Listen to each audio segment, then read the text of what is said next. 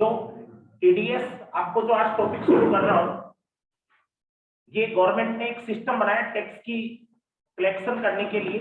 लोग कई जने आपको पता है टैक्स की चोरी करते हैं, बहुत सारे लोग। कल परसों आपको पता हो तो एक जगह छापा पड़ा यूपी में, 150 नहीं, करीबन उसका 177 करोड़ रुपया केस पकड़ा गया। केस सोचो, 177 करोड़ ट्रकों में गया था वो पैसा भी बाद में पकड़ के। और उसके अलावा ज्वेलरी वगैरह मिला के उसके पास 230 करोड़ के आसपास प्रॉपर्टी पकड़ी। 230 करोड़ केस और ज्वेलरी पकड़ी गई इससे। तो इतना पैसा बड़े बड़े सेलिब्रिटीज के पास नहीं होता। केस इतना है तो उसके पास और पैसा कितना होगा वो तो इमेजिन ही नहीं कर सकते ना आप।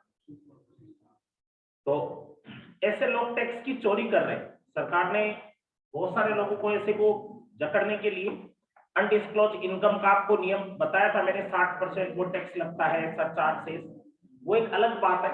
लेकिन tax deducted at source, tax की कटौती एट सोर्स। एट सोर्स का मीन जहां से आपको इनकम मिल रही है, उद्गम स्थल जहां से आपको कोई कमाई होगी वहीं पे आपका टैक्स काट लिया जाए तो आपको फिर टैक्स आपका कट चुका तो सरकार के कोई टेंशन नहीं रहता कि आपका टैक्स तो सरकार को मिल गया। जैसे मान लो मैंने कोई कंपनी के शेयर खरीदे या मैंने कोई बॉन्ड खरीदे, और वो बॉन्ड या शेयर मैंने करोड़ों रुपए के अगर मान लो खरीद रखे, बैंक में कोई एफडी करा रखी है, तो ऐसी दशा में उससे जो इनकम होगी ब्याज की, डिविडेंड की, ऐसी जो इनकम मेरे को होगी, अब वो हो सकता है मैं छुपा लूं, सरकार को बताऊं ही नहीं। तो ऐसी दशा में सरकार ने क्या कर दिया कि जो आपको ब्याज देगा ना सर, कौन देगा? मुझे बैंक में एफडी करवा रखी है तो बैंक देगा।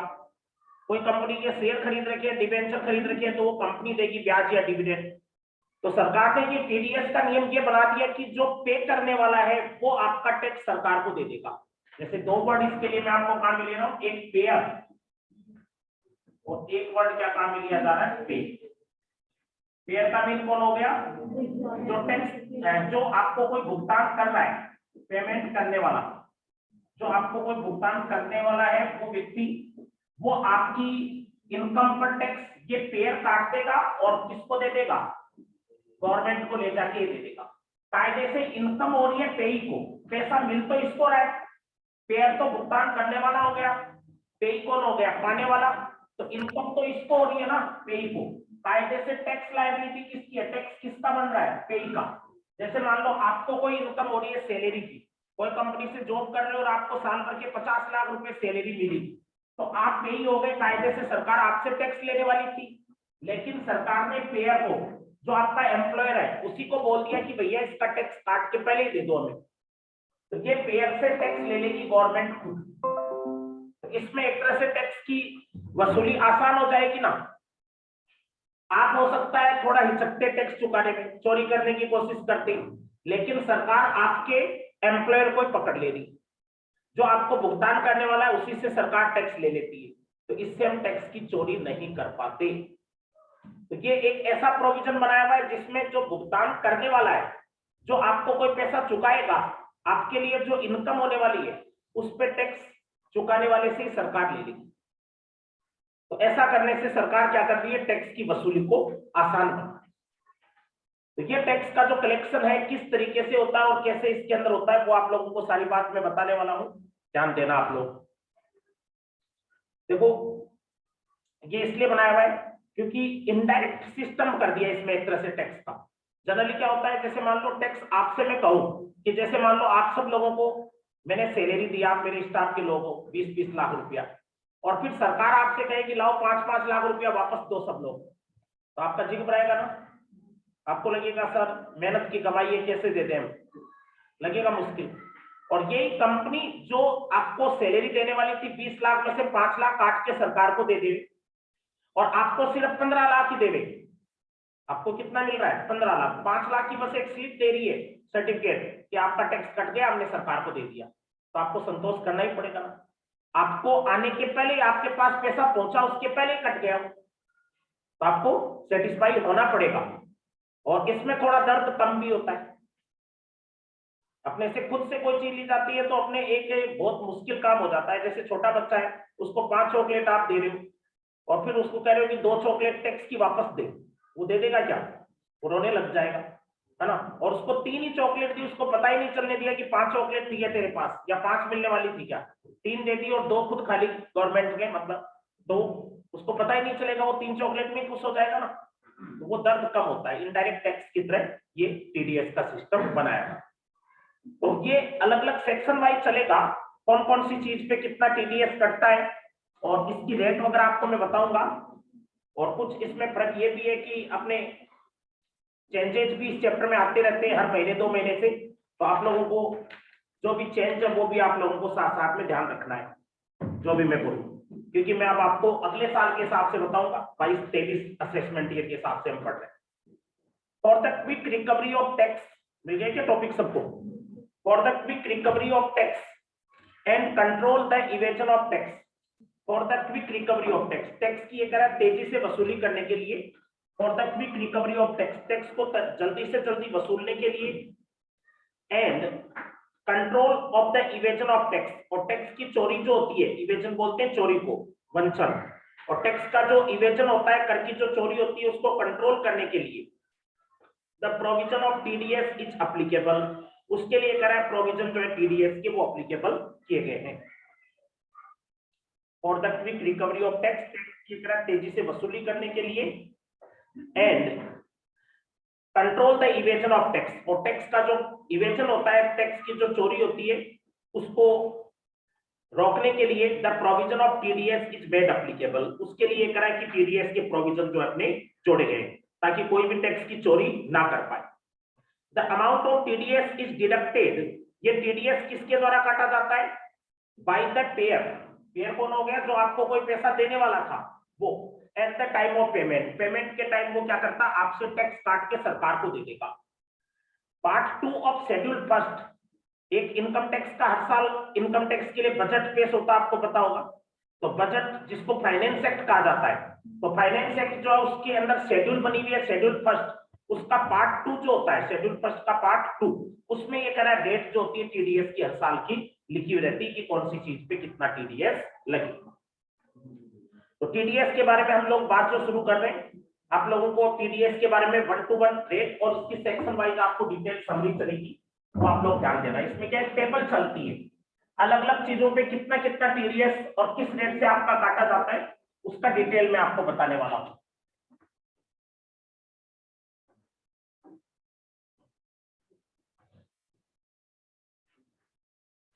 हाँ, तो देखिए सबसे पहले बात आ रही है 192 सैलरी सेक्शन, आप टेबल के अंदर आ जाइए, रेट चार्ट ऑफ टीडीएस करके दिया हुआ ना, तो इसमें सेक्शन सबसे पहले कौन सी शुरू हो रही है? 192।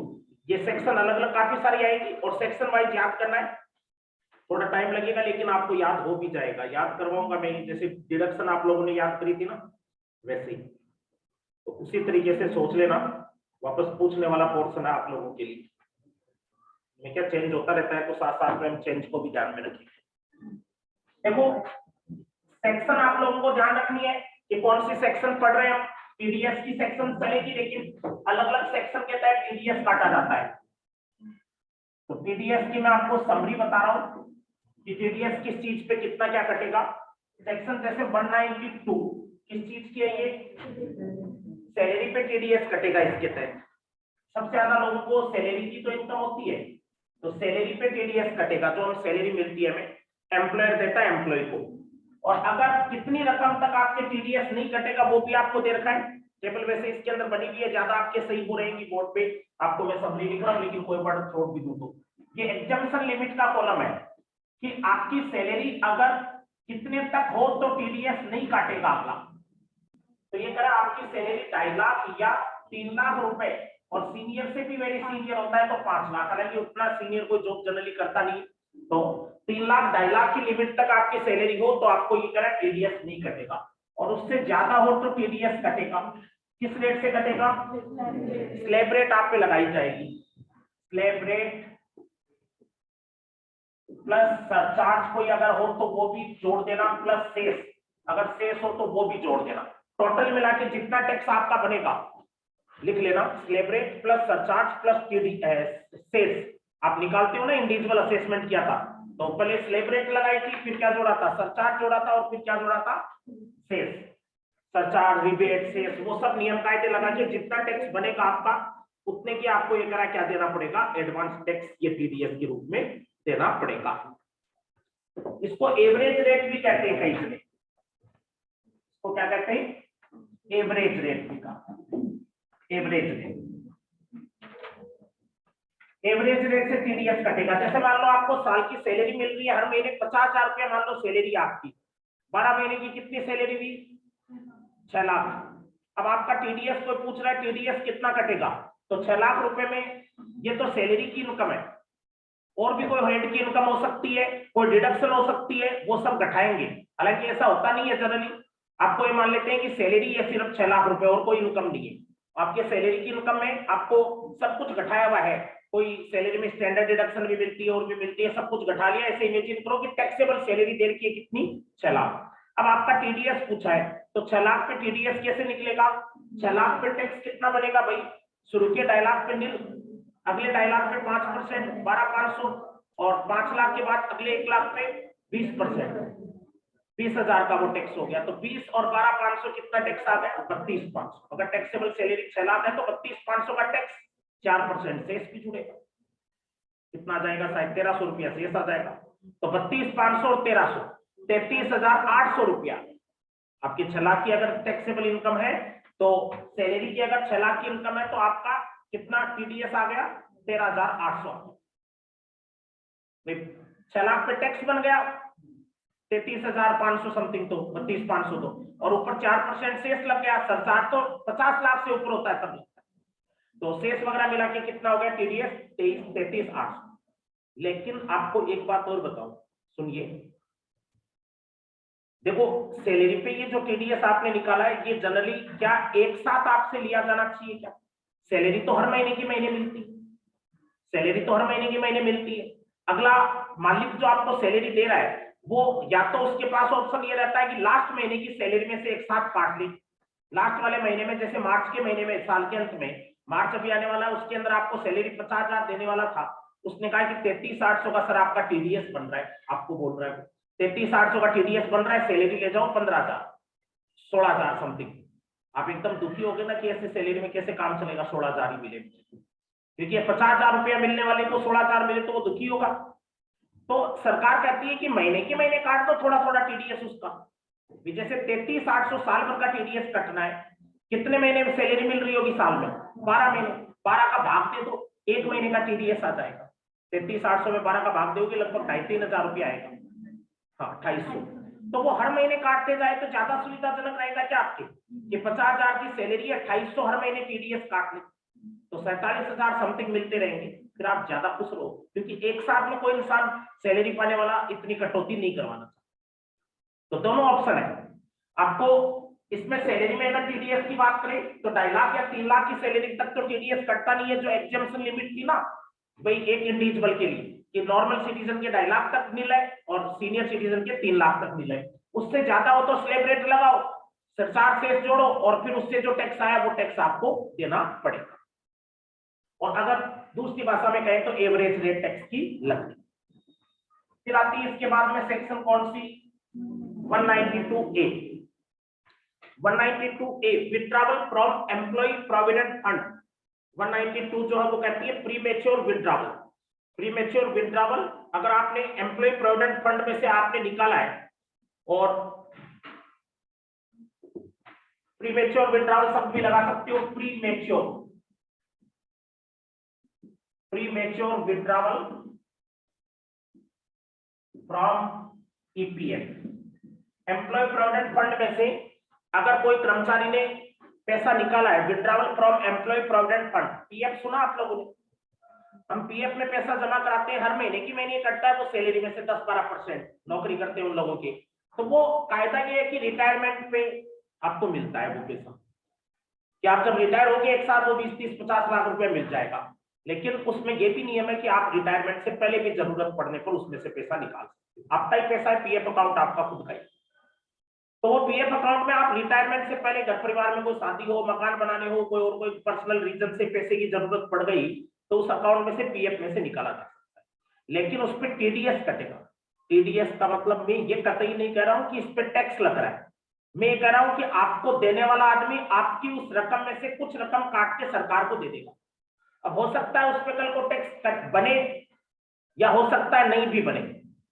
वो टैक्स लगना या नहीं लगना 5 हेड पे डिपेंड करता है। 5 हेड जो आपने पढ़े ना उन पे डिपेंड करता है कि टैक्स बना के दी। ये तो सरकार थोड़ा रकम आपसे ले लेती है ताकि आपका क्या रहे, मान लो उस पर टैक्स तो बन रहा था ज्यादा, तो भी थोड़ा बहुत टैक्स सरकार ले लेगी ताकि आप लोगों को बाद में सरकार के पास मजबूरन आना पड़े। सरकार को पता चल जाएगा कि इतनी रकम आपको मिली है इसकी। तो ध्यान दीजिए, pre mature withdrawal from EPF, bracket में भी कुछ लिखा हुआ है क्या, ओनली एम्प्लॉयर से। इसमें आपको ध्यान हो तो पीएफ में एम्प्लॉय का भी हिस्सा कटता है और एम्प्लॉयर का भी हिस्सा कटता है, दोनों का 10-10, 12-12% ऐसे कटता है। मान लो पीएफ में मेरे पास पैसा पड़ा है और मुझे इस साल पैसे की जरूरत पड़ गई, मैंने 2 लाख रुपया निकलवा लिया। पीएफ में से कितना निकलवा लिया, 2 लाख। उसमें से 1 लाख तो मेरा एम्प्लॉय का हिस्सा था, 1 लाख एम्प्लॉयर का हिस्सा था, दोनों का आधा आधा था, वो मैंने निकाल लिया 2 लाख। तो इस पे भी टीडीएस कटेगा, हालांकि कितने रुपए तक नहीं कटेगा, 50,000 रुपया तक अगर मैंने विड्रा किया तो नहीं कटेगा। 50,000 रुपया तक विड्रा किया तब तो नहीं कटेगा, और इससे ज्यादा विड्रा किया तो कितना टीडीएस कटेगा, 10%। कौन से हिस्से पे, सिर्फ एम्प्लॉयर के हिस्से। नोटिस किया क्या आपने उधर, कौन से हिस्से पे, सिर्फ एम्प्लॉयर के हिस्से। इसका मतलब हुआ जैसे मान लो मैंने 2 लाख रुपया निकाला पीएफ में से, प्री मेच्योर विड्रॉवल किया, प्री मेच्योर का मीन रिटायर होने के पहले कर लिया, 2 लाख रुपया निकाला, उसमें से 1 लाख एम्प्लॉयर का हिस्सा है, 1 लाख एम्प्लॉय का हिस्सा है। तो टीडीएस कौन से वाले पे लगेगा, पूरे 2 लाख पे या 1 लाख पे, 1 लाख पे। एम्प्लॉय का हिस्सा उस पे लगेगा, कितना परसेंट लगेगा, एम्प्लॉयर वाले से कितना,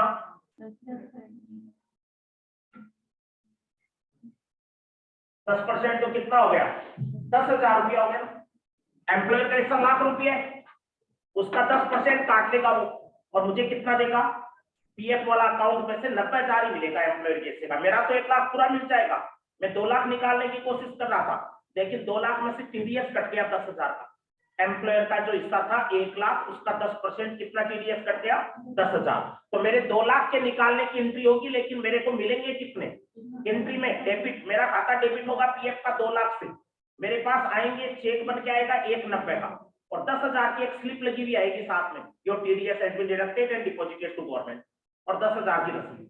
मतलब मेरा देखा जाए तो 2 लाख रुपया डेबिट हो गया, मेरे को मिला 190, और मेरी तरफ से टैक्स चला गया सरकार को कितने का, 10,000।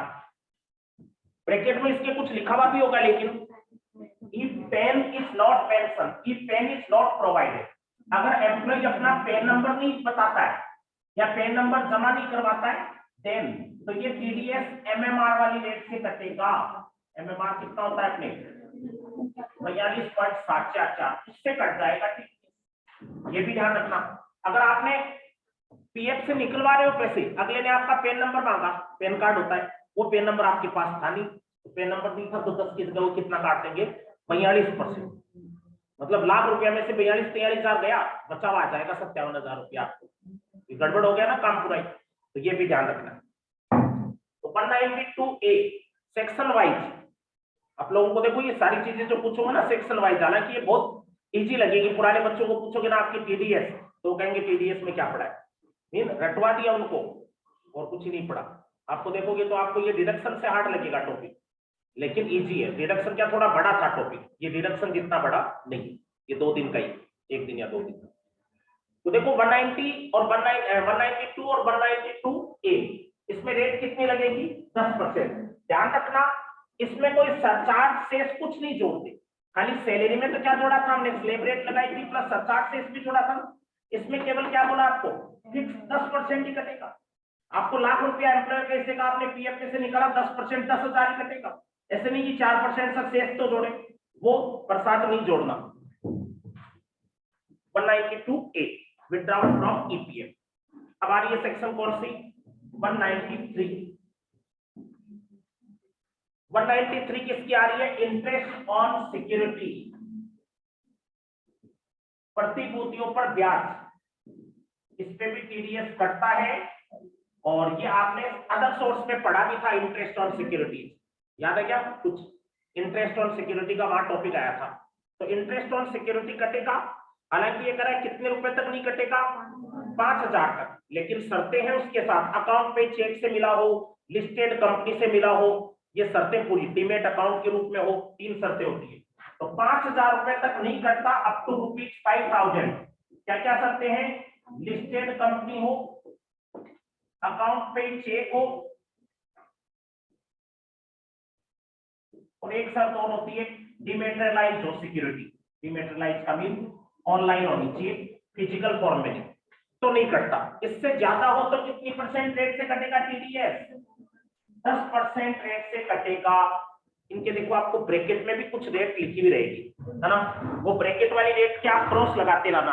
अब आपके इस साल वो ब्रैकेट वाली रेट अप्लीकेबल नहीं है, वो सिर्फ पिछले साल तक अप्लीकेबल थी। अब आपका असेसमेंट ईयर चेंज हो गया, तो जिसके भी ब्रैकेट में कोई रेट लिखी हुई आई और मैं कहूं काटने को तभी काटना, अपने आप मत काटना, ठीक है ना। 10%।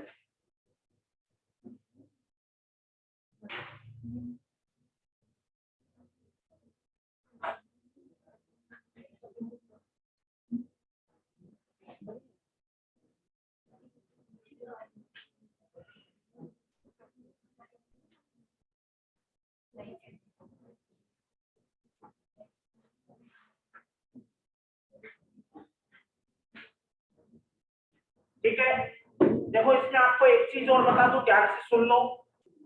आपने अगर अदर सोर्स सेट ध्यान से पढ़ा है, तो अदर सोर्स में एक टेबल बनी हुई आई थी, जिनको ग्रॉसअप नहीं करते थे, which are not required to be gross up. जैसे उसमें पहले नाम आता था गवर्नमेंट सिक्योरिटी, दूसरा नाम आता था फॉरेन गवर्नमेंट सिक्योरिटी, तीसरा नाम आता था कैपिटल इन्वेस्टमेंट बॉन्ड, याद आ रहे हैं? 4 नंबर रिलीफ बॉन्ड, 5 नंबर वो सिक्योरिटीज आती थी अलग अलग, हुडको की सिक्योरिटीज, एनटीपीसी की सिक्योरिटीज, याद आ रही है? National thermal power, hydro electric, नवेली लिग्नाइट। तो उनको जिनको ग्रॉसअप नहीं करते थे ना वहां पे, उन पे टीडीएस नहीं कटता, चाहे कितना भी ब्याज हो। तो वो लिस्ट तो अदर सोर्स में आती है, यहाँ पे नहीं आती कि किन किन चीजों पे ब्याज नहीं कटता, टीडीएस नहीं कटता। आपको यहाँ पे फिलहाल ध्यान रखना है 193 सर इंटरेस्ट ऑन सिक्योरिटीज की है, कितने तक ब्याज नहीं कटता? टीडीएस नहीं कटता। 5,000 तक अगर लिस्टेड कंपनी अकाउंट पे हो, चेक से पेमेंट मिला हो, डिमेटेरियलाइज हो, 3-4 शर्तें, और आगे ज्यादा हो तो कितना परसेंट कटेगा? 10%। फिर सेक्शन आती है कौन सी? 194। ये क्या चीज क्या आती है? Dividend on share. इंटरेस्ट तो आया था सिक्योरिटीज पे, यहाँ सिक्योरिटीज का मीन होता है डिबेंचर या बॉन्ड। सिक्योरिटीज पे ब्याज तो डिबेंचर पे मिलता है, और अब आ रहा है क्या? डिविडेंड। डिविडेंड किस पे मिलेगा? शेयर पे। तो शेयर पे डिविडेंड मिलेगा तो उस पे भी टीडीएस नहीं कटेगा अगर डिविडेंड की रकम कितने तक है? 5,000 तक, और इससे ज्यादा हो तो टीडीएस कटेगा कितने का?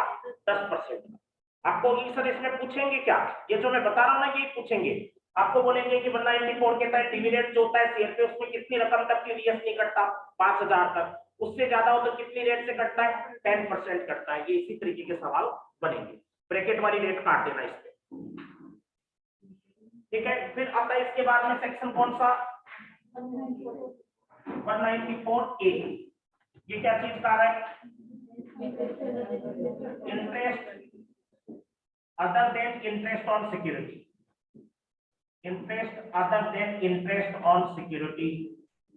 इंटरेस्ट का ही आ रहा है, लेकिन उस इंटरेस्ट को छोड़ दो जो ऊपर सिक्योरिटीज पे पड़ा है।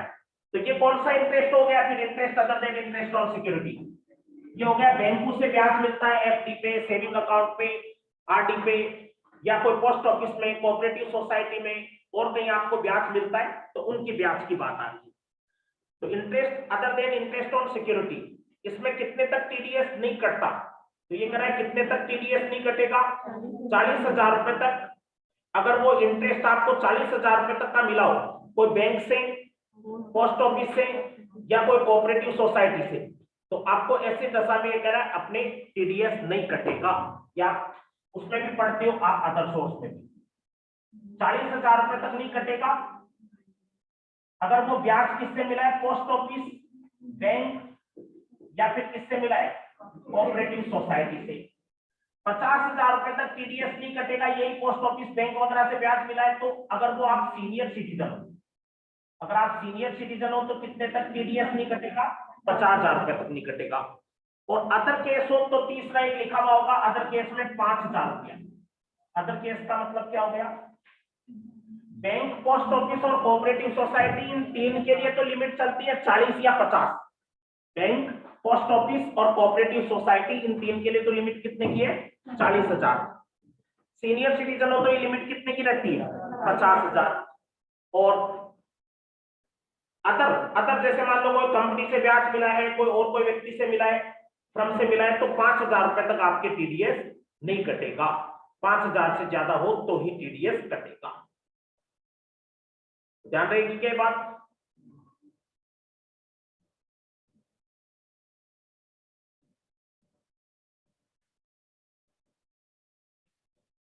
बोलो।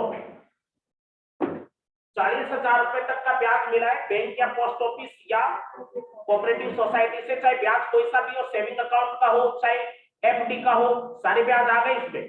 सेविंग अकाउंट हो चाहे एफडी हो, वो टीटीए की छूट दिमाग में मत लाना, वो तो मिलती थी केवल कौन से ब्याज की? सेविंग अकाउंट के इंटरेस्ट की, वो एफडी की नहीं मिलती थी, याद हो तो।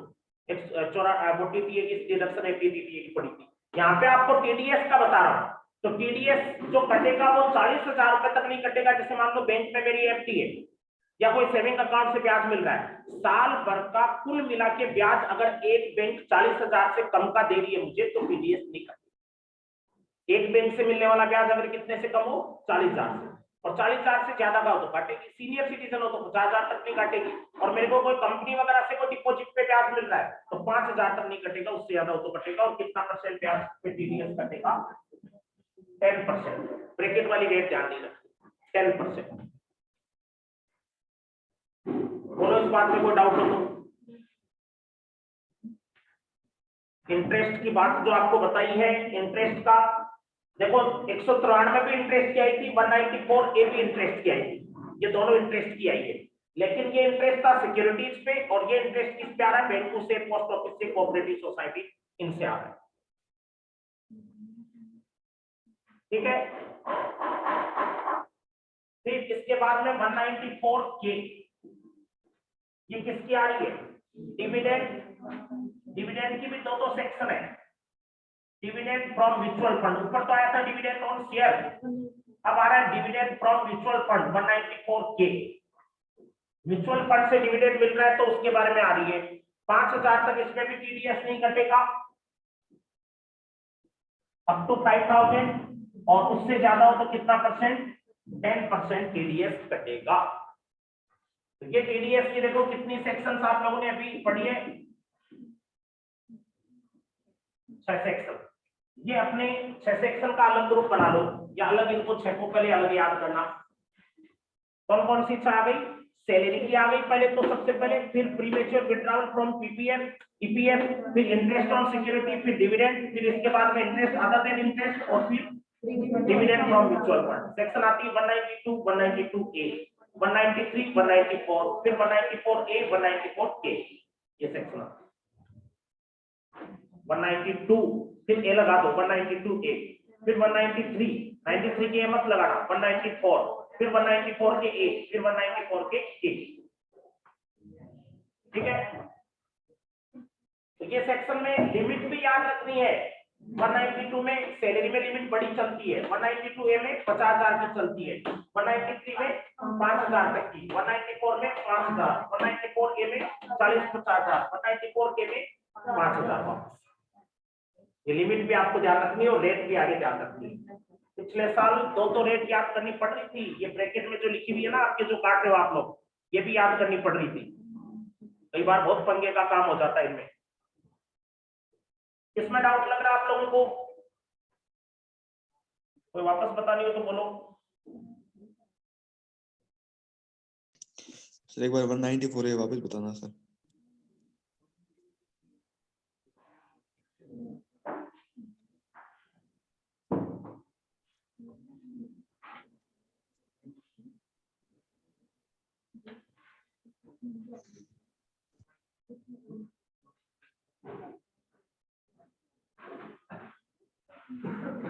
हाँ 194 ए, 194 ए आई है, interest other than interest on security. Interest other than interest on security, interest on security के ब्याज को छोड़ के कोई भी ब्याज, वो अपने को कोई चाहे कंपनी से ब्याज मिल रहा हो, कंपनी में डिपॉजिट जमा कराइए, कंपनी के बॉन्ड या डिबेंचर खरीदे तब तो ऊपर आ गया। कोई कंपनी में, कोई फर्म में, कोई बैंक में, कोई कोऑपरेटिव सोसाइटी में, कोई पोस्ट ऑफिस में, किसी को भी अगर पैसे दिए और उन पे ब्याज मिल रहा है तो ब्याज चाहे सेविंग अकाउंट, एफडी अकाउंट, कोई सा भी ब्याज 40,000 रुपए तक टीडीएस नहीं, 40,000 तक टीडीएस नहीं कटेगा। और 40,000 की बजाय सीनियर सिटीजन हो तो 50,000 तक टीडीएस नहीं कटेगा। इसका मतलब आपको रकम ब्याज की 20,000 ही मिली। मान लो मैं कहता हूं कि मेरे को एफडी से ब्याज मिला, कोई कंपनी बैंक से 20,000 मिला, तो क्या उस पर टीडीएस काटेगा? नहीं। 25,000 मिला तो भी नहीं काटेगा। 50,000 का ब्याज दिया तो काटेगा। कितना काटेगा? 10%। 50,000 का ब्याज था, मेरे को 45,000 खाते में ब्याज मिलेगा, 5,000 का क्या हो जाएगा? टीडीएस कटता है। हालांकि ये एक बैंक की लिमिट है, मेरे मान लो अलग अलग कई सारे बैंकों में अकाउंट है, कई सारी जगह एफडी कराई हुई है, तो सब बैंकों का ब्याज तो मेरा हो सकता है साल में 50,000 से 40,000 से ज्यादा हो, लेकिन अलग अलग बैंक होगी ना। वो तो एक बैंक ने अगर साल भर में मुझे 40,000 से ज्यादा का ब्याज देना चाहे तो वो टीडीएस का, सेविंग अकाउंट हो चाहे एफडी हो चाहे कोई और कोई सा, सीनियर सिटीजन हो तो 50,000, और बैंक, पोस्ट ऑफिस, कोऑपरेटिव के अलावा किसी से ब्याज मिल रहा हो तो लिमिटेड 5। बोलो और कोई डाउट हो तो। देखो मैं आपको इस सेक्शन के एक स्टार लगवाना चाहूंगा 194 एस के इसके, आप लोग ध्यान रख लेना। 194 ए, कई सेक्शन के मैं स्टार लगवाऊंगा, स्टार का मतलब क्या होता है वो आपको बाद में बताऊंगा, ठीक है ना। 194 ए के लगा लिया।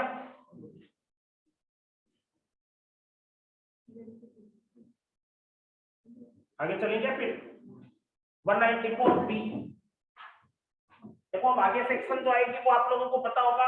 194 बी लॉटरी की आ रही है। लॉटरी पे टीडीएस की रेट पता है क्या?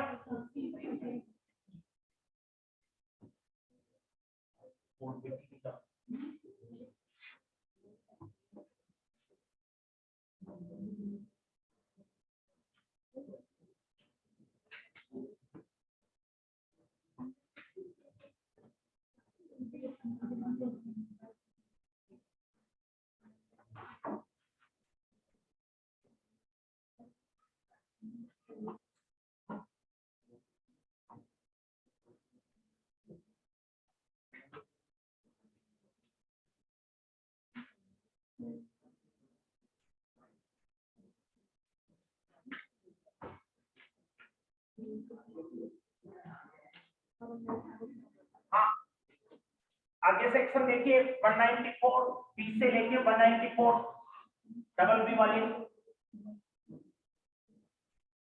194 बी ये आती है अपने कैजुअल इनकम जो होती है 5 उन लोगों चीजों को लेके, lottery, gambling, betting, puzzle, horse race को नहीं शामिल करते इसमें। हॉर्स रेस के अलावा, हॉर्स रेस के आगे नीचे आप देखोगे 194 डबल बी दी होगी। 194 डबल बी हॉर्स रेस की अलग सेक्शन है। हॉर्स रेस, कैमल रेस पे तो टीडीएस कटता ही नहीं है। हॉर्स रेस और इन दोनों की सेक्शन नंबर अलग अलग है, बाकी कोई फर्क नहीं है। बाकी आप देखोगे तो दोनों में एग्जेम्पशन की लिमिट कितनी है, कितने तक टीडीएस नहीं कटता। इसमें लॉटरी वगैरह में भी 10,000 तक नहीं कटता और हॉर्स रेस में भी 10,000 तक नहीं कटता। और इससे ज्यादा हो तो टीडीएस कितना कटेगा? 30% टीडीएस कटेगा। देखो इसमें लेकिन काफी कंफ्यूजन रहता है, आपको मैं बता दूं। जैसे मान लो मैं कहूं कि लाख रुपए की लॉटरी मिली मुझे, लाख रुपए की लॉटरी लगी, आप टीडीएस कितना काटोगे? 30,000 या 30,600 या 30,800 या 31,200। सरचार्ज से कुछ नहीं जोड़ना भाई, टीडीएस में सरचार्ज से नहीं जुड़ता। वो टैक्स निकालते थे तब तो सरचार्ज से आप इंडिविजुअल का टैक्स निकालते थे, लगता था वहां सब कुछ। लेकिन यहाँ पे टीडीएस निकाल रहे हो ना, तो आपको जो मैं जैसे लॉटरी के पैसे देऊंगा लाख रुपया, तो उसमें सिर्फ 30,000 ही काटूंगा। इसका मतलब शेष वगैरह बाद में आप जमा कराना, मैं नहीं जमा कराऊंगा। मैं आपका सिर्फ 30,000 काट के सरकार को दे दूंगा। खाली एक सैलरी की इनकम में जरूर आपने निकाला था, तब सरचार्ज से सब जोड़ा था, याद है क्या? वो टीडीएस काटा था, वो तो सारा जोड़ के काटा था 33,800 6 लाख की सैलरी पे, लेकिन बाकी इनकम पे कोई सी पे भी कटा के अभी तक 10% रेट थी तो मैंने 10 ही कटवाया। तो वही बात यहाँ पे 30% रेट है तो आपको कितना लगेगा, 30 ही लगेगा। 1 लाख की कई जने पूछते हैं बाद में मेरे को, क्योंकि इसलिए पता है आप पूछते हो कि सर 1 लाख की लॉटरी पे कितना सरचार्ज है, कितना टीडीएस कटेगा, तो टीडीएस 30,000। दूसरी तरफ आपका सवाल आता है 1 लाख की लॉटरी पे सर टैक्स कितना हुआ, तो टैक्स पूछे तो 1 लाख का 30% 30,000, फिर 4% शेष भी लगेगा 31,200। वो टैक्स पूछा है तब जवाब मेरा 31,200 होगा। टैक्स चुकाना आपकी जिम्मेवारी होती है करदाता की, टीडीएस काटना आपका जो लॉटरी देगा उसकी जिम्मेवारी है। तो वो आपसे 30,000 ही काट के जमा कराएगा और आपको स्लिप दे देगा, 17,000 रुपए की लॉटरी और 30,000 की स्लिप आपके पास आ गए लाख रुपए, मतलब लाख रुपए में से 30 की स्लिप आ गई और 17,000 रुपए लॉटरी के आपको मिल गए। अब कल को सरकार आपको पूछेगी बेटा लॉटरी कितने की लगी, आप क्या बोलोगे, 17,000 की या लाख की, क्रॉस करके बताना पड़ता ना, आपने पढ़ा है अदर सोर्स में, लाख रुपए की लॉटरी लगी। सरकार कहेगी लाख रुपया का टैक्स कितना बनता है सर, मैं क्या जवाब दूं सरकार को, लाख रुपए का टैक्स कितना बनता है। टीडीएस पूछा तो 30,000 जवाब दिया, टैक्स पूछा है तो मैंने कहा 31,200। सरकार कहती है लाओ टैक्स लाओ 31,200, आप सरकार को वो स्लिप दिखाते हो कि सर 30,000 का टैक्स तो मेरा जमा है ऑलरेडी। सरकार कहेगी कहां जमा है, वो कहेगी ये स्लिप देख लो जिसने मेरे को लॉटरी दी है उसने 30,000 काट रखा है ऑलरेडी। सरकार कहेगी हाँ हाँ ये तो आ गया हमारे पास। सरकार कहेगी फिर भी 1,200 रुपया और दो, 1,200 आपसे और लेगी, वो आप दे देना, मतलब आपको वो डबल टैक्स नहीं लग रहा, लेकिन आपका 31,200 टैक्स बन रहा था शेष समेत। टीडीएस इन सब चीजों पे 10% 30% ऐसे बेसिक रेट ही करती है, उसके शेष नहीं करता। वो बाद में आपको सरकार जब टैक्स मांगे तो आप पर्ची दिखा देना और बाकी जितना आपने कम चुका रखा है वो आपका वो ले लेगी सरकार, यानी 1,200 का शेष सरकार आपसे और ये बात आप कई जने दिमाग में ये भी सोच रहे होंगे सर इनको साथ में कर देते, अलग अलग क्यों किया, कैसे फायदा होगा या नुकसान होगा करदाता को, या टीडीएस इससे कोई फर्क पड़ेगा क्या नियम के साथ में होने से अलग अलग होने से। साथ में होने से मान लो आपको मैं ये कहता कि ये दोनों साथ में बता देता है, बीच की दीवार मिटा देता दोनों की, है ना, तो मिटाने से क्या होता है, जैसे मैं आपको कहता कि मेरे को 8,000 रुपया तो जुए में मैंने जीता, 7,000 मेरे को हॉर्स रेस में जीती, 7 और 8 15,000 रुपया जीता, आप टीडीएस काटते या नहीं काटते, 8,000 का हॉर्स रेस 7,000 का लॉटरी, टोटल कितना हो गया 15,000, दोनों एक ही पॉइंट होते तो 10,000 तक ही फ्री होता, 15,000 मिला मुझे तो कुल मिला के साल भर में, तो क्या कटता टीडीएस कटता 15,000, काटते ना आप लोग। और अलग अलग होने से क्या हो गया, मैं कह रहा हूं कि 7,000 मैंने जुए में जीते, आपको 10,000 तक तो सर टीडीएस नहीं कटता, तो टीडीएस नहीं कटता ना उसके 7,000 पे, और 8,000 रुपया मैंने हॉर्स रेस में जीते, ये अलग से फ्री हो गए, 10,000 तक टीडीएस नहीं कट रहा, तो इस पे भी मैं आपसे टीडीएस नहीं काटता, तो दोनों 8,000 पे भी टीडीएस नहीं कटा, 7,000 पे भी नहीं कटा, अलग अलग होने से, और साथ में होते तो 15,000 हो जाते ना दोनों, फिर आप 10,000 की लिमिट एक ही फ्री देते, मतलब ये दोनों के लिए अलग अलग फ्री है 10,000 की लिमिट। मैं बार बार कह रहा हूं आपको वापस देखो कई चीजें, क्योंकि टेक्स्ट में आपका दिमाग अभी बहुत नैरो है, मैं कह रहा हूं कि इसका मतलब ये नहीं है कि 10,000 तक की लॉटरी फ्री है, 10,000 की भी आपको लॉटरी मिली है तो टैक्स तो लेगी सरकार, लॉटरी बिल्कुल फ्री नहीं होती, आपको पता है 30% टैक्स लेगी, जैसे आपको 5,000 की लॉटरी लगी तो 5,000 का भी 30% सरकार टैक्स लेगी, 1,500 फिर शेष वगैरह भी जोड़ेगी। आप कह रहे हो फिर ये है क्या सर, ये टीडीएस की एग्जम्पशन लिमिट है, मैं आपको लॉटरी दे रहा हूं, मैं टैक्स नहीं काटूंगा, मैं सरकार को काट के जमा नहीं कराऊंगा, सरकार कहेगी 5-10,000 की लॉटरी है क्या सर, अगले को सीधा दे दो, हम अगले से ही ले लेंगे, मतलब वो टैक्स मैं नहीं काटूंगा आपका, सरकार क्या करेगी आपसे लेगी, ठीक है ना।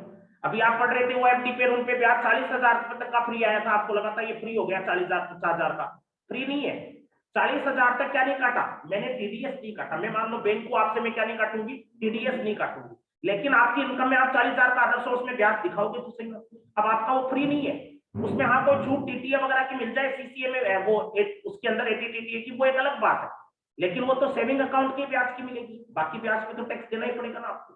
तो कोई चीज मैं यहाँ एग्जेम्पशन में लिखूं इसका मतलब ये नहीं कि सर खुश हो जाए टैक्स नहीं लग रहा, टैक्स लग रहा है, मैं टीडीएस नहीं काट रहा, क्या नहीं काट रहा, टीडीएस नहीं काट रहा, आपकी वो रकम मेरे लिए, आपको कोई कुछ नहीं काटना, आप अपने आप दे देना जो देना हो नहीं देना, ठीक है। तो ये 10,000 कभी लॉटरी में फ्री नहीं होते, 10,000 तक बस क्या नहीं कटता टीडीएस नहीं करता।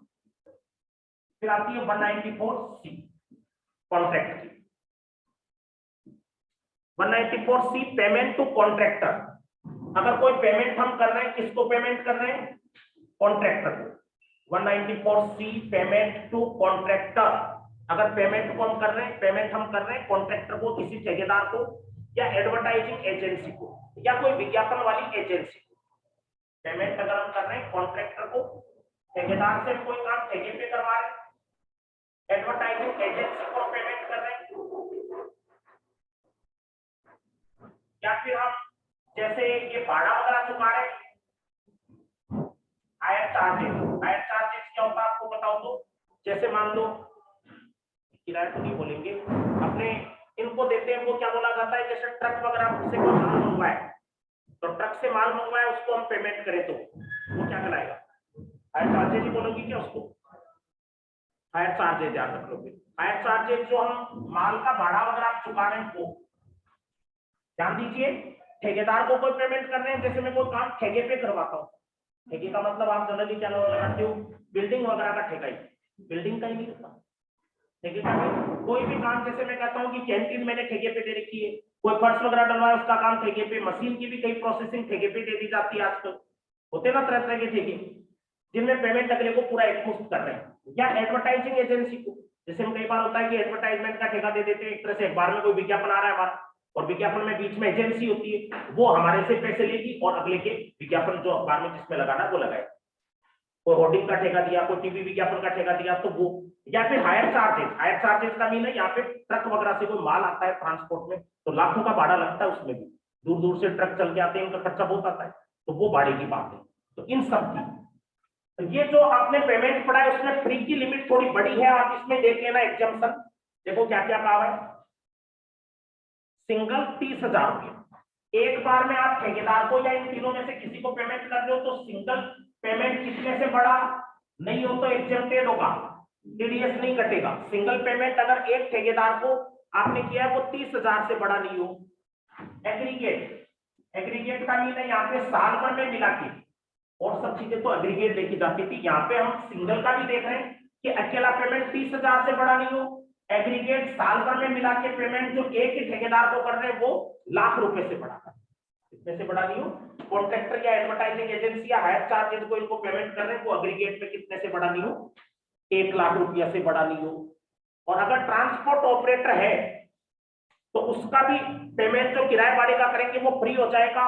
If he have not more than 10 vehicle, अगर उसके पास 10 से ज्यादा व्हीकल नहीं हो, एंड सबमिट पेन, और वो अगर हमें पेन नंबर जमा करवाते तो उसके लिए लिमिट नहीं आ रही।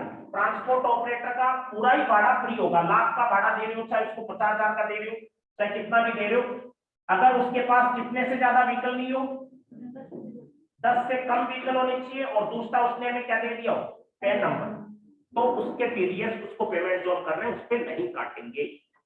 जैसे मान लो मैं कोई व्यापारी हूँ मंडी का, मेरे ट्रक आया, 2 अनाज के ट्रक आए जोधपुर से या गुजरात से, उन ट्रक ड्राइवर को मैंने कहा कि भाई तुम्हारा पेमेंट 2.5 लाख का हुआ गाड़ी का, उन्होंने कहा सर 2.5 लाख का दे दो। मैंने कहा पेन नंबर है क्या तुम्हारे पास, पैन कार्ड ट्रांसपोर्ट कंपनी का, उन्होंने दे दिया। मैंने कहा ट्रांसपोर्ट कंपनी में 10 से कम व्हीकल है क्या, उन्होंने कहा 10 तक ही है, तो फिर मैं उनका टीडीएस नहीं काटूंगा, 2.5 लाख होके भी जितना पेमेंट दे रहा हूं तो भी 2.5 लाख। यानी ट्रांसपोर्ट ऑपरेटर के लिए कोई लिमिट नहीं है, बस ट्रांसपोर्ट ऑपरेटर को 2 कंडीशन पूरी करनी होती है, 10 से कम व्हीकल होने चाहिए और पैन नंबर उन्होंने दे दिया हो तो टीडीएस नहीं काटेंगे। और कोई व्यक्ति को पेमेंट कर रहा हूं, कोई ठेकेदार को, और तो 30,000 रुपए तक का सिंगल पेमेंट, साल भर का मिला के लाख रुपए से कम का हो तो टीडीएस नहीं कटेगा, और उससे ज्यादा हो तो कितना टीडीएस कटेगा, ये डिपेंड करेगा पेई पे। पेई का मीन कौन होता है, पाने वाला।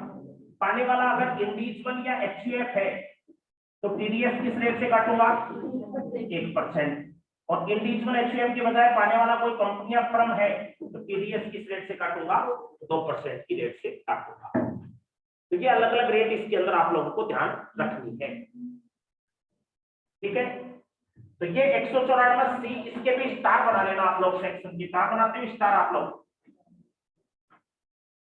सेक्शन नंबर के लग बनाए। बात सुनिए, देखो ये टिपिकल पॉइंट आ गया थोड़ा। 194C इंपॉर्टेंट भी है, लेकिन सी फॉर कॉन्ट्रैक्टर नाम कैसे याद रख सकते हो, सी फॉर कॉन्ट्रैक्टर। देखो कुछ तो आपको हिंट भी दिमाग में तैयार करने होते हैं ना, ये कोई वैसे नहीं है लेकिन शॉर्ट आप अपने हिसाब से ट्रिक सोच सकते हैं। तो ये पेमेंट 3 लोगों का आपको मैंने बताया, कॉन्ट्रैक्टर, कोई एजेंसी एडवर्टाइजिंग की, और तीसरा क्या होता है हायर चार्जेस। ये पेमेंट टीडीएस नहीं करता अगर सिंगल पेमेंट 30,000 से ज्यादा और साल भर का पेमेंट लाख रुपए से ज्यादा नहीं हो तो। अगर इन दोनों में से एक भी कंडीशन टूट गई तो ये कट जाएगा, ध्यान रखना। जैसे मान लो आपने 25,000 रुपया मुझे 5 बार पेमेंट किया, मैं ठेकेदार हूं आपकी कंपनी का, कोई 25,000 30 से तो कम है ना, लेकिन 5 बार साल में कर दिया तो टोटल कितना हो गया 25 के हिसाब से 1.25 लाख का टीडीएस कट जाएगा। मैं पाने वाला इंडिविजुअल हूं इसलिए 1% काट लोगे आप, 1.25 लाख का 1% टीडीएस कट जाएगा। ध्यान रहेगी के बात, बोलो कोई डाउट हो तो। ये ठेकेदार का मीन थोड़ा वाइड सेंस में सोचना आप लोग, ध्यान रखना। कोई चीज का ठेका हो सकता है, जैसे मैं कोई प्रोग्राम करवा रहा हूँ, खाने का मैंने किसी को ठेका दे दिया, कोई इवेंट करवा रहा हूँ, इवेंट का किसी को ठेका दे दिया, तो हर चीज का पेमेंट आ गया इसके अंदर जो ठेके के रूप में, मतलब अगले को हम कोई काम सौंप रहे हैं तो वो काम जिसको सौंप दिया वो ठेका ही आ गया। 194D, ये कोई डॉक्टर नहीं है, ठीक है ना, ये आ रही है इंश्योरेंस कमीशन। कई इंश्योरेंस एजेंट होते हैं वो हमारी पॉलिसी बनाते हैं, उनको बदले में क्या मिलता है इंश्योरेंस कमीशन। और ये कितने रुपए तक इस पे टीडीएस नहीं कटता, 15,000 रुपए तक नहीं कटता 194D में, और इससे ज्यादा हो तो कितना परसेंट कटेगा 5%। ब्रैकेट में कोई रेट लिखी हुई है तो हटा देना। 194D इंश्योरेंस कमीशन 15,000 तक नहीं कटता और उससे ज्यादा हो तो 5%। देखो मैं हालांकि इससे जुड़ा हुआ क्रम में अभी आगे आएगा बात, लेकिन मैं आपको पहले मैं बताना चाह रहा हूं कमीशन 3 टाइप के इसमें, जिन पे अलग अलग जगह टीडीएस कटता है। एक इंश्योरेंस कमीशन आपने पढ़ लिया 194D, एक आप देखो 194G, जी में भी कोई कमीशन है क्या 194G आगे है तो, लेकिन मैं थोड़ा क्रम तोड़ रहा हूं यहाँ पे आपको ताकि थोड़ी याद करने में आसानी रहे। 194G किस चीज का कमीशन है, कमीशन या brokerage on sale of lottery ticket है क्या, कई जने लॉटरी की टिकट वगैरह बेचते हैं तो लॉटरी टिकट पे जो उनको कमीशन मिलता है वो, इसमें भी आप देखो सरप्राइजिंग 15,000 रुपया तक फ्री होगा, 15,000 रुपया तक टीडीएस नहीं कटता।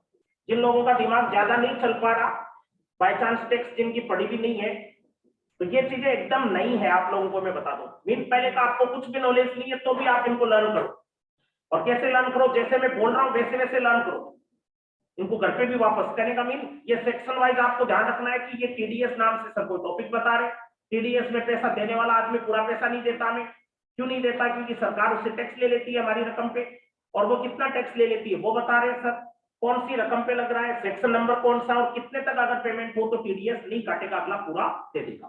तो इसमें भी 15,000 रुपया तक की है और 5% रेट होगी, देखो दीदी है क्या। तो ये दूसरा लॉटरी टिकट का कमीशन था, पहले वाला इंश्योरेंस कमीशन था। अब 194G के बाद एक H में भी होगा कमीशन, कौन सा कमीशन है, कमीशन और ब्रोकरेज। ये सिंपल कमीशन है। कई लोग कमीशन एजेंट होते हैं जो नॉर्मली जैसे मंडी के व्यापारी या कई होलसेलर जो माल एजेंसी के तौर पे रखते हैं, आपने सुना होगा ना, कई लोग एजेंट होते हैं, एजेंसी के तौर पे माल बेचते हैं, दुकान एजेंसी, तो वो दलाली खाते हैं बीच में, बस माल बेचेंगे आपको, बीच में लेके क्या रहेगी दलाली।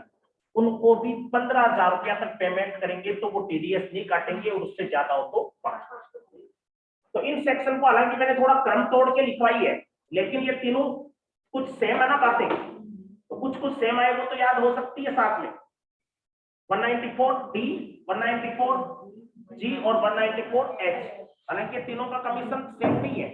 194D में इंश्योरेंस कमीशन आता है, 194G में कमीशन और लॉटरी टिकट, और 194H में कोई भी कमीशन इनके अलावा।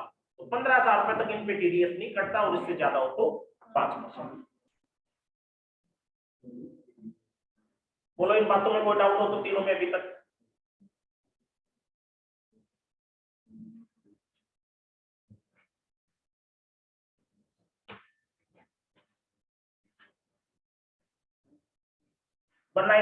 H में वो लगा लेना स्टार, अभी तक स्टार 3 जगह लगाए क्या या ज्यादा लग गया, 3, 194A, C और H, ठीक है। इसके बाद में देखो आपकी अगली सेक्शन अब जो ऊपर छोड़ रखी है ना उनमें आ जाओ, जैसे 194 डीए,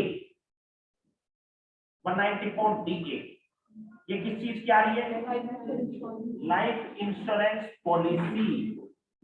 अगर हमारी कोई LIC की पॉलिसी के पैसे हमें मिले, LIC मैच्योर हो गई मान लो, पॉलिसी के पैसे कब मिलते हैं जनरली? या तो मर जाते हैं तब, या मरने से पहले सर्वाइवल बोनस मिल जाता है अगर हम जिंदा रहेंगे तो वो अगर LIC के पैसे मिल रहे हैं तो उस पे TDS कट सकता है अगर पैसा कितने रुपए से ज्यादा का मिल रहा हो? 1 लाख से ज्यादा का। 1 लाख रुपए तक नहीं कटता, 1 लाख रुपए तक की पॉलिसी हो तो नहीं कटेगा, उससे ज्यादा हो तो कितना कटेगा? 5%। ब्रैकेट वाले मिटाते जा, 5%। ऊपर 194 में भी मिलाए थे क्या ब्रैकेट वाले आपने? 1%, 2% रेट भी इनके ब्रैकेट में भी लिखा हुआ था, 0.75 और डेट, वो मिटा दिया। तो ये LIC देखो, ये कॉमन सी बातें, जैसे एक मेरे फ्रेंड के LIC के पैसे आए 5 लाख रुपए आए, लेकिन 5 लाख की जगह उसको 4,75,000 का ही चेक आया। उसने कहा सर, मतलब मेरे को पूछा कि रमेश ये 25,000 का मेरे पैसा कम क्यों आया, पॉलिसी तो 5 लाख की। मैंने कहा 25,000 का TDS कटा है, 5 लाख की पॉलिसी है, 5 लाख का 5% निकाल। उसने कहा कितना हुआ? 25,000 रुपये। 25,000 रुपया हुआ तो ये अपने आप में क्या हो गया? TDS। अब TDS हो गया तो वो TDS का आपको ध्यान रखना होता है। लेकिन इनमें लेके बेवकूफ भी बनाते रहते हैं। एक लड़की जो कोई जॉब करती थी, कुछ टाइम पहले की बात है, वो कोई सिक्कर के शोरूम में कोई जॉब करती थी मोटर कार के, तो उसने मेरे को बोला कि सर मैं सैलरी लेती हूँ तो मेरा हर बार वो जो अकाउंटेंट है वो मेरा TDS ऐसे कुछ बोलता है कि TDS कट रहा है, TDS कट रहा है, और मेरी सैलरी में से कुछ पैसे काट लेता है। मैंने उसको सैलरी पूछी कि भी कितनी है तेरी सैलरी, तो उसकी सैलरी साल भर की 2.5 लाख बनी नहीं रही थी। उसकी सैलरी साल की 1.5-2 लाख रुपए इतनी बन रही थी, मुश्किल से 1.5 लाख रुपए। अब मैंने कहा तेरा TDS तो कट ही नहीं सकता, क्योंकि 2.5 लाख तक तो सैलरी पे TDS फ्री होता ना, सैलरी की बात थी। मैंने कहा तेरे को बेवकूफ बना रहा है। उसने कहा नहीं सर, सारे स्टाफ का काट रहा है। मैंने कहा स्टाफ में हो सकता है कोई आदमी की सैलरी 2.5 लाख से ज्यादा हो, कोई की 2.5 लाख से कम हो, कोई की कैसे हो, तेरी तो कम है ना। मैंने कहा तेरा तो नहीं कटना चाहिए, ऐसे थोड़ी कि दूसरे का कट रहा है तो तेरा भी कटेगा, वो जरूरी नहीं होता। उसने कहा सर वो पैसा काट रहा है तो इसका मतलब आगे जाता होगा। मैंने कहा तेरे को कोई स्लिप दी उसने कि इतना TDS कटा है? TDS कटता है तो सरकार को जमा होता है, उसकी स्लिप हमें मिलती है। उसने कहा स्लिप तो नहीं देता मेरे को। तो मैंने कहा वो पैसा किसके जाता है? खुद की जेब में जाता है। ये लोग बेवकूफ बना देते हैं हमें ये चीजें खुद को पता रहती है तो नियम कायदे कितने काम आते हैं सोचो। उसको पता ही नहीं, 3-4-5 साल से वो जॉब कर रही लड़की। अब मान लो 1 साल का वो 10%, 5% भी TDS काट रहा है, तो मान लो अब कोई आदमी की सैलरी साल भर की 1.5 लाख हो, उसकी 5-10 हजार की बड़ी बात होती है, महीने की सैलरी हो गई उसके लिए, तो वो थोड़ा थोड़ा हर महीने काटता रहता था उसका 500-700 हजार रुपये। तो ये चीजें हमें खुद को नॉलेज रहता है ना, कोई बाजार में देखो हमें ठग नहीं पाता, ये चीजें हमें क्या होनी चाहिए? खुद को पता होनी चाहिए। समझ लीजिए बात। तो ये सारी चीजें टैक्स के अंदर रेट वगैरह ये प्रैक्टिकल लाइफ में काम आने वाली चीजें हैं, ऐसा नहीं कि लाइफ में काम नहीं आती। एक जगह देखो, एक जगह हालांकि वो GST का एग्जांपल है, GST में लेके अभी देखो इसमें आगे देखो सेक्शन आ गई 194E। 194E ध्यान रखना, नॉन रेजिडेंट के लिए एप्लीकेबल सेक्शन आएगी। नॉन रेजिडेंट जानते हो आपने, अभी पहले कल परसों एक उसका असेसमेंट भी पढ़ा था, उसमें याद है क्या? स्पोर्ट्समैन या कोई एंटरटेनर हो उसको अपनी इनकम पे कितना टैक्स लगता है? 20%। याद है क्या? जैसे कोई फॉरेन का स्पोर्ट्समैन इंडिया में मैच खेल रहा है, 1 करोड़ रुपया उसको फीस का मिला, IPL खेलने आया वो, 1 करोड़ रुपया कमाया इंडिया से, तो 20% सरकार क्या लेगी? टैक्स। 1 करोड़ का 20% 20 लाख गया। अब इस पे TDS भी कटेगा क्या? देखो, नॉन रेजिडेंट स्पोर्ट्समैन या एंटरटेनर, वही आ गया ना same point. Non resident sportsman या फिर कौन? एंटरटेनर। इनमें कोई फ्री की लिमिट ही नहीं है, हमेशा TDS देना पड़ेगा इनको। और कितना % देना पड़ेगा? ये करा 20%। ध्यान हो तो उसमें भी रेट टैक्स की निकाली थी आपने, कितना % आई थी? 20। यहाँ पे भी 20% ही आ रहा है, वहां आपने टैक्स निकालना बताया था मैंने। और आज क्या बता रहा हूं आपको? TDS का मतलब सरकार जो IPL कौन कराता है? अपने इंडिया का क्रिकेट का जो एसोसिएशन है BCCI वो कराता है, वो उनको पेमेंट देगा ना। 1 करोड़ जिस खिलाड़ी को देने उसको 80 लाख का चेक देगा और 20 लाख की क्या देगा? एक रसीद दे देगा। कहेगा तेरा टीडीएस कट गया, क्योंकि फॉरेन वाला आदमी इंडिया वापस आके टैक्स देगा नहीं ना, तो सरकार उससे पहले ही ले लेती है। इसके साथ ही साथ ध्यान रखना, सरकार सेस भी ले लेती है अगले से। सेस जो होगा वो भी ले लेगी, तो रेट कितनी बन गई, 20.8% बनेगी। सरकार उसको वापस बुलाएगी कि एक बार वापस आना, 1 करोड़ में तेरे को सिलाक दे दिए, चाहिए चेक फाड़, 20.8 काटेंगे तेरे। 1 करोड़ में से 20.8 कितना हो गया, 20,80,000। बाकी उसको 79,20,000 का चेक देंगे। वो रोने लग गया, 80,000 और काट दिए सर। मैंने कहा तेरा सेस काटा है, वो कहेगा सेस और किसी का तो नहीं काटा।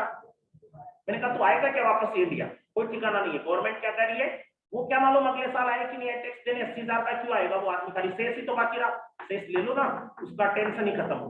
तो सेस के साथ में ले लिया है। ध्यान रखना, नॉन रेजिडेंट और सैलरी दो ही ऐसी पॉइंट है जिनमें सेस जुड़ा है और किसी में नहीं जुड़ा।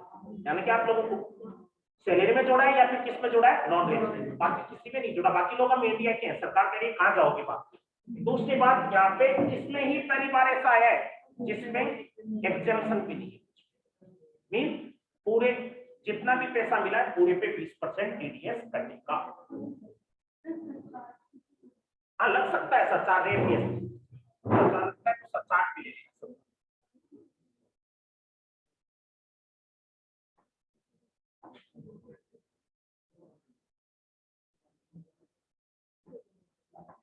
चलो क्या आगे सेक्शन 194 डबल ई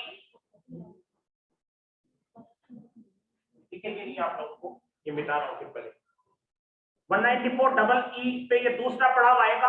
आप लोग एक काम करो, 194 डबल ई इसमें से पढ़ लो, छोटी सी सेक्शन है, payment under NSS, national saving scheme. Payment under national saving scheme, उसमें अपने पैसे अगर निकाले हो, नेशनल सेविंग स्कीम में पैसे जमा कराए में, वो एनएसएस अलग होता है, एनएससी अलग आया था। हाँ वो एनएससी थी। 2500 रुपए तक निकालोगे तो टीडीएस नहीं कटेगा, और उससे ज्यादा निकालोगे तो 10%। कौन सी सेक्शन है, 194 डबल ई, 194 डबल ई। देखो कितनी सेक्शन हो गई है दूसरे पड़ाव में, दो, और पहले कितनी पड़ी थी, 6, और 6 15 सेक्शन तो हो गई यहाँ पे। ये 194 बी लॉटरी की, 194 डबल बी हॉर्स रेस की, 194 सी कॉन्ट्रैक्टर को पेमेंट करते हैं उसकी, 194 सी के बाद में 194 डी इंश्योरेंस कमीशन, 194 जी कमीशन और lottery ticket, 194 H normal commission की, 194 फिर छुट्टी भी ली होगी टीए एलआईसी की, फिर 194 ई नॉन रेजिडेंट स्पोर्ट्समैन की, और 194 डब्ल्यू एनएसएस। कितने कितने फ्री होते हैं, 194 बी में लॉटरी और इसमें हॉर्स रेस में 10,000 रुपया फ्री होते हैं 194 डबल बी और बी के अंदर। कॉन्ट्रैक्टर वाले में 30,000 तक सिंगल पेमेंट और साल भर का पेमेंट ₹1,00,000 तक फ्री होता है।